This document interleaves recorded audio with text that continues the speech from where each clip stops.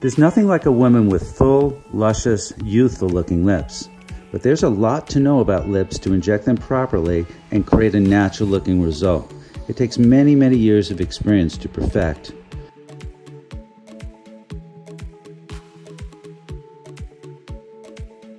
We want to look at the proportion of the lips to the chin, the cheeks, and the eyes to gauge their proper size.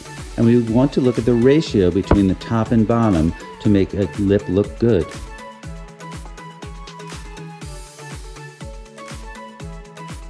Once a lip has proper size, we now look at the border of the lip, the junction between the white and the red area.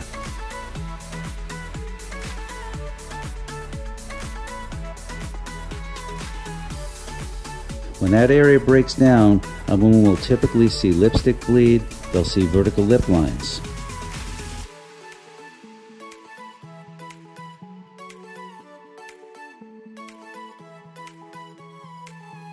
This area is a wonderful area to inject, and we do it very gently. We do it with non-needles, with devices called cannulas.